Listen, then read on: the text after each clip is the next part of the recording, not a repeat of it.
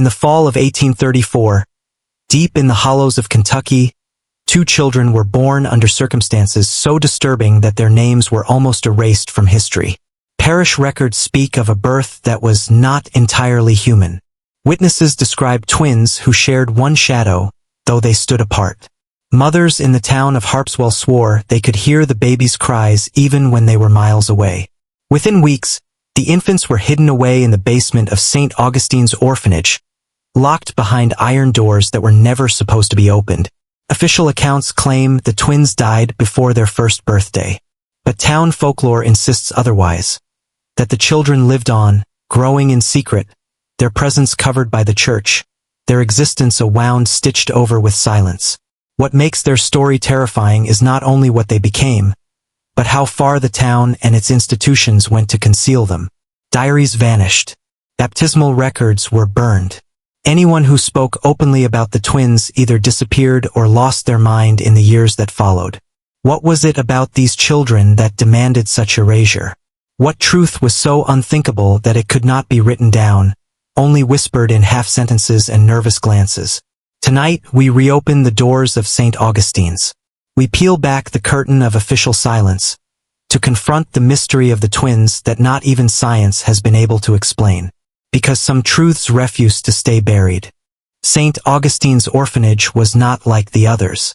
Built in 1812 on the edge of Harpswell, its thick limestone walls and barred windows gave it the appearance of a prison more than a sanctuary. Locals whispered that the building itself was cursed. Cattle refused to graze near it. Birds avoided its roof. And yet the church insisted it was a place of charity, a refuge for children abandoned to poverty and war. When the twins were brought there, the staff were ordered to silence. No names were recorded, only the mark of a cross in a ledger that has since gone missing. The attending priest, Father Elias Brannock, wrote a single chilling line in his private journal. "They do not breathe as we breathe." The children were kept in the lowest chamber, a stone room carved into the earth where sunlight never reached. Witnesses who delivered food claimed they could hear whispers behind the door, voices that seemed older than infants should possess. Some said the twins spoke to each other without moving their lips. Others insisted the baby's eyes would follow you, even in total darkness.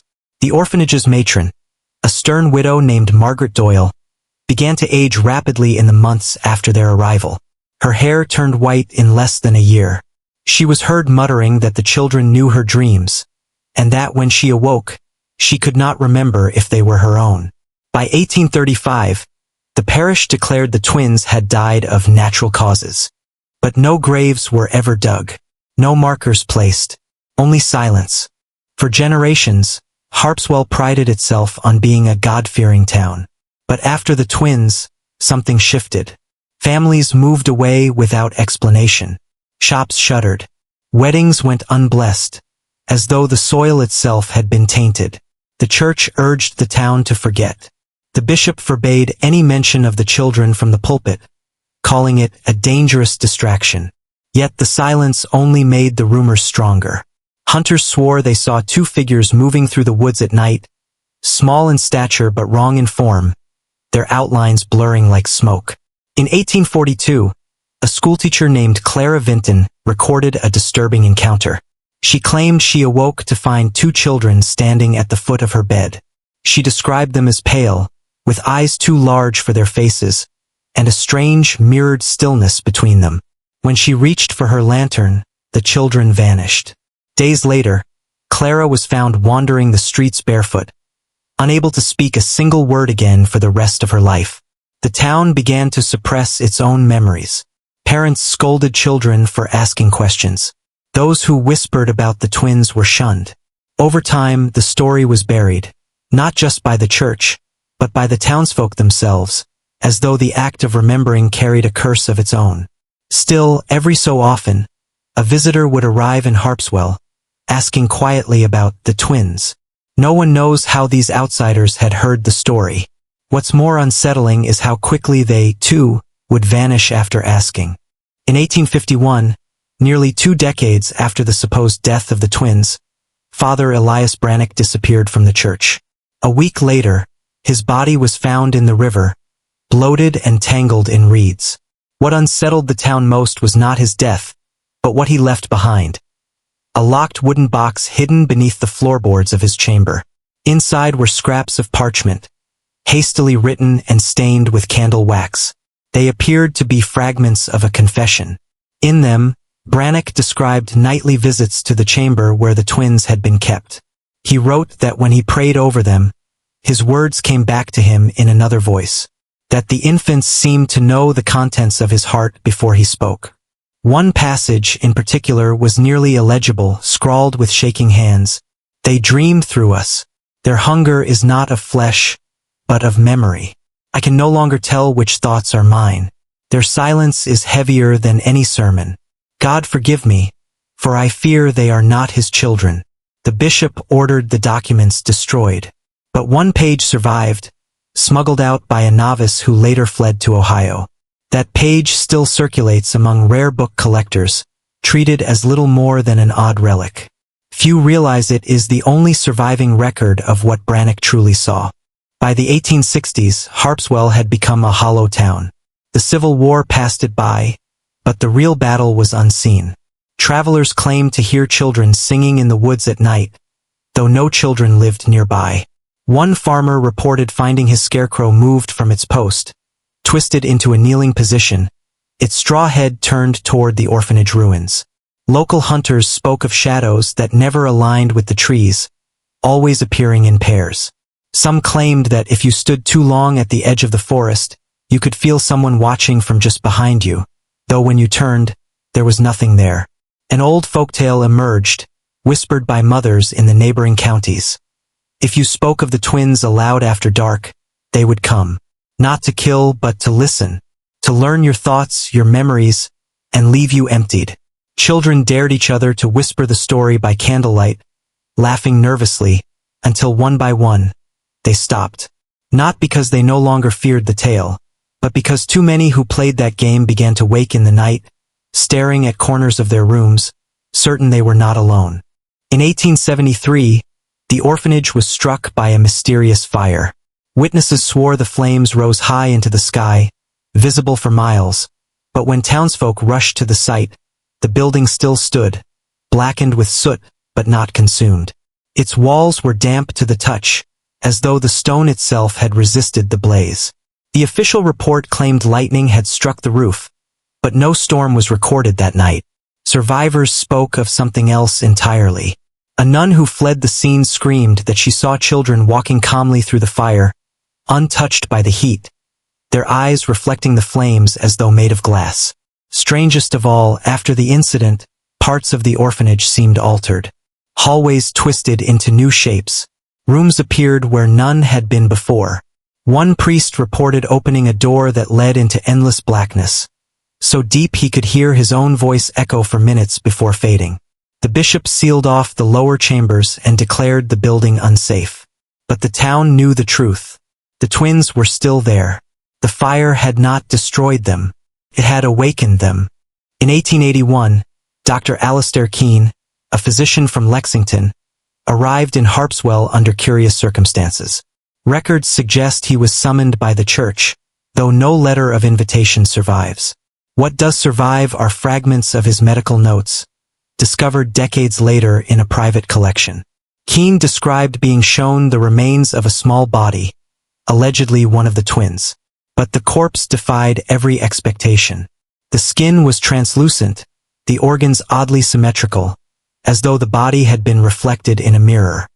He noted a second spine fused alongside the first, and a brain that appeared unervingly whole, split, yet perfectly connected.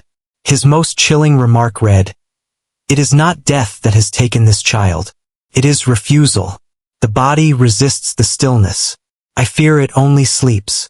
Days after penning this, Dr. Keene vanished. His belongings remained in his rented room. His carriage was found in the woods, horses still tethered, reins stained with mud. No trace of his body was ever recovered. The church denied his visit. The townsfolk did not ask questions, and the mystery deepened. In the winter of 1890, 3 children vanished while playing near the old stone walls of the abandoned orphanage. The town searched the woods for days, combing the frozen riverbanks and empty barns, but no trace was found. Then, on the fourth morning, the children came back. At first, they appeared unharmed. Their clothes were clean, their faces pale but unmarked. Yet their parents knew something was wrong the moment they spoke. The children no longer remembered their names. They addressed their mothers and fathers politely, like strangers. When asked where they had been, they only said, "With the others." Over the following weeks, they grew distant. They stopped playing with other children, preferring to sit in silence, staring into corners of empty rooms. One boy was found in the barn at night, whispering to the darkness as though answering unseen questions. Another girl wept uncontrollably when a mirror was placed before her, begging for it to be taken away. Then, without warning, all three disappeared again. This time they were never found. Their parents left Harpswell within months. Their homes boarded up, their names erased from town ledgers. It was as if the town itself wished to forget they ever lived. By the turn of the century, Harpswell had become a ghost town in spirit, if not in body. Its church still rang its bells on Sundays, but fewer voices answered. At night, travelers claimed to hear singing. Not hymns, but something softer, childlike, echoing from the woods. Those who followed the sound described a strange phenomenon. The voices always came in pairs, perfectly matched, as though two children were singing in unison. But the words were impossible to understand, a language that carried the rhythm of prayer without meaning. In 1902, a journalist from Louisville, Samuel Gray, visited the town to investigate. In his report, he wrote, "The singing is not heard with the ears alone, but inside the skull, vibrating like a fever dream. It seeps into thought, until one begins to hum along without knowing."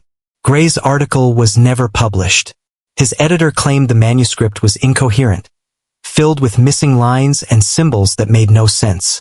Months later, Gray's wife committed him to an asylum.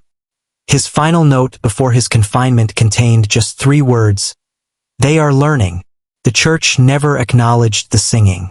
But to those who lived in Harpswell, it became the sound of an old debt that could never be repaid. In 1911, the diocese sent Bishop Malachi Rowan to Harpswell. He was known as a stern man, unafraid to confront what others would not. His arrival brought a brief flicker of hope to the few families still clinging to the town. But Rowan did not come to comfort. He came to contain.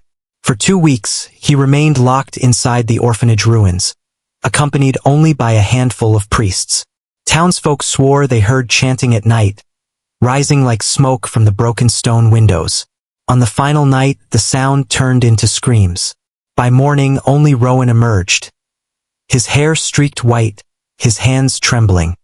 He refused to speak of what had transpired, but he ordered the orphanage sealed with iron crosses and chains.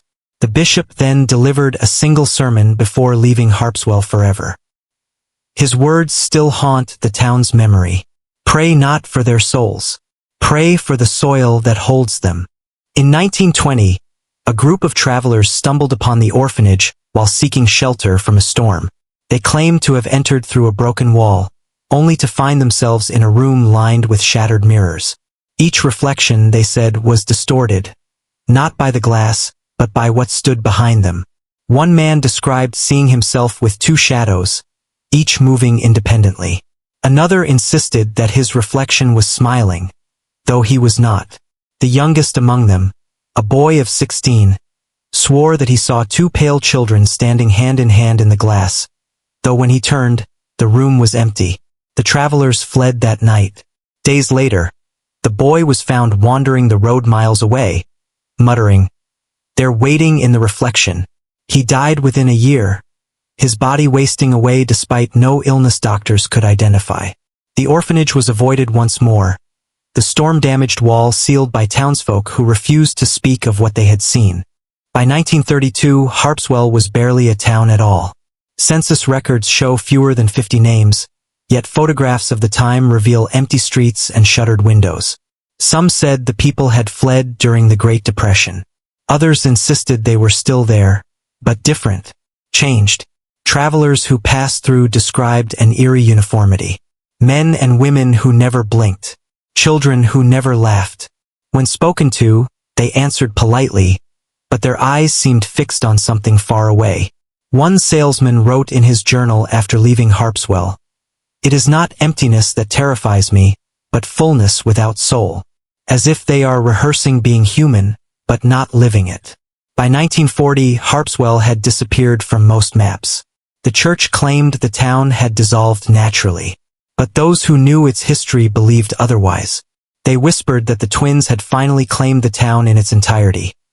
Not with violence, but with silence, swallowing it piece by piece until nothing human remained. In 1943, a photographer named Howard Ellison passed through the ruins of Harpswell on assignment for a regional newspaper. His task was simple: document the disappearance of America's dying towns. What he captured instead was far stranger.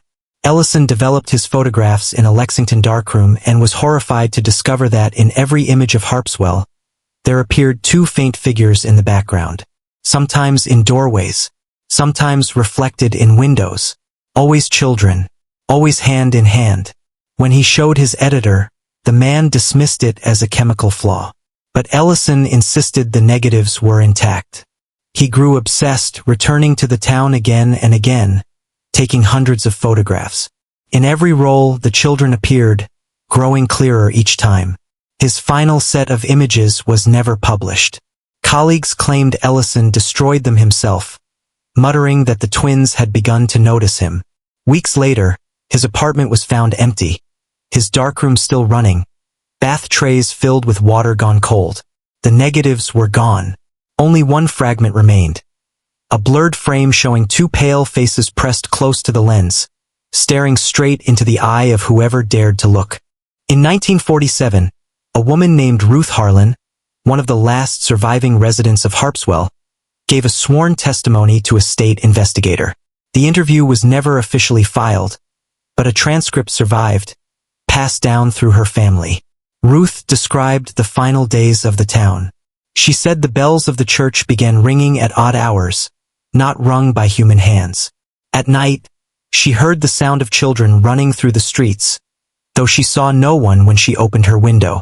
Most chilling of all was her description of the townsfolk. According to Ruth, one by one they stopped speaking entirely. At first it was subtle, a father no longer answering his son, a neighbor greeting without words. Soon silence spread like an infection. They had voices, Ruth testified, but they had forgotten how to use them, or maybe they no longer belonged to them. She claimed the last time she saw the twins, they stood at the center of the abandoned church, motionless, their eyes fixed on her as though waiting. They weren't children anymore, she whispered in the transcript. They were the town itself. By 1950, Harpswell no longer existed. Maps showed nothing but empty forest. The church denied it had ever held an orphanage there. State records listed no such town. And yet, fragments remain. A photograph here, a diary entry there. Enough to prove Harpswell was real, before it was consumed by something unspeakable.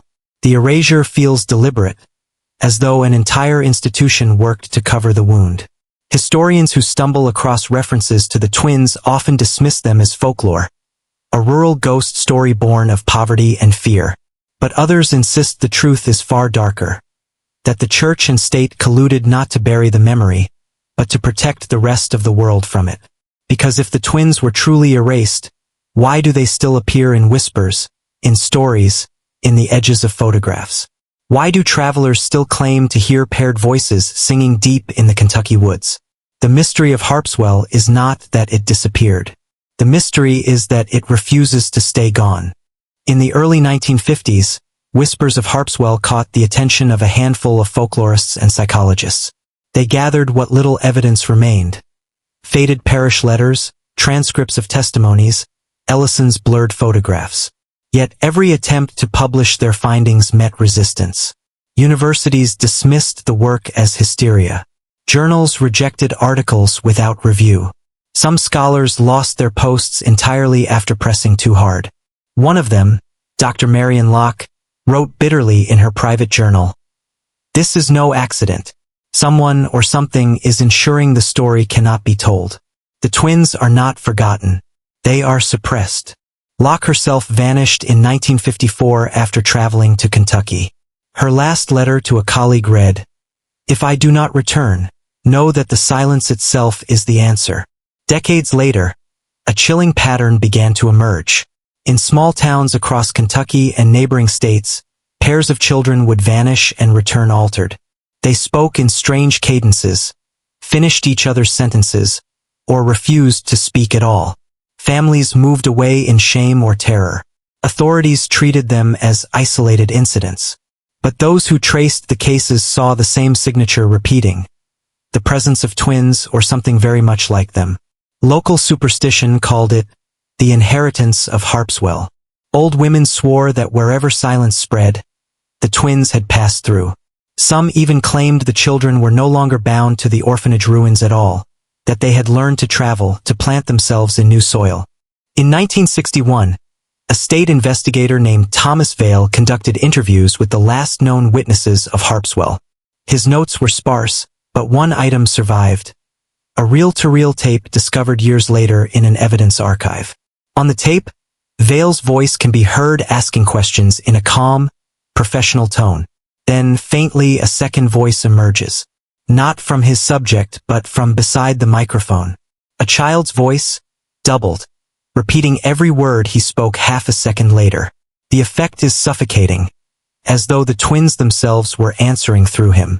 The tape ends abruptly with the sound of chairs scraping and Vail shouting, "They're here," before static drowns the recording. No official record of Vail exists after that date. What remains of Harpswell is buried in the Kentucky woods, overgrown with ivy and oak. The orphanage stands as a skeleton, its halls choked with roots, its windows gaping like sockets. Yet those who venture there report strange phenomena. Compasses spinning uselessly, watches stopping, the air filled with a low hum as though the earth itself is vibrating. Some claim that if you walk the halls at night, you hear footsteps behind you, always in pairs. Others say mirrors left in the building fog over, revealing small handprints pressed against the glass. Local authorities discourage visits. No trespassing signs line the roads. But still, thrill-seekers sneak through, often leaving in silence, unwilling or unable to speak of what they've seen. The story of the Harpswell twins is not one of haunting, but of possession, of silence seeping into memory until even history itself forgets. The church denied them. The state erased them. Families abandoned their homes rather than confront them. Yet still they remain. Because the twins were never children in the way we understand. They were something older, something that borrowed the shape of innocence to mask a hunger far greater.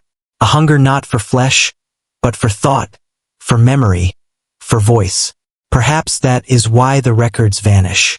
Why scholars disappear.